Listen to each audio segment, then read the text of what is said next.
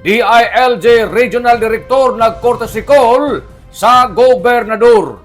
Ini amoy na sayra ning tigbalita kumanbuntag nga diin na matud pa ni Governor Barbers nga kay ng buntag dako gajud ang ija kalipay sa pag-abot sa nan pagbisita ng DILG Caraga nga gipanguyuhan ni Regional Director Maria Luisila Ilocino ang CISO 3 iban ang ija team diin na dito sa ija opisina para sa isa ka courtesy call. Ini na panagatigom isa ka kahigayunan para sa pagpalig-on ang koordinasyon tali sa probinsya sa national government ang pagbiniluoy ng updates, pag-align ng mga prioridad sa nan pagtinabangay para mas epektibo ang serbisyong publiko sa ato katawhan sa tabang sa nangiya ng DILG mas lig-on ana ato LGU sanan mas klaro ana direksyon para sa mas maradyaw na pamalakad para sa tanang Surigao-non. Nanukad gikan diri sa Kapitolyo ini si Marik Sinors Marconsim Vlogs Mario Conales Mulan Mulaong. Salamat, maradyaw na adlaw natong tanan.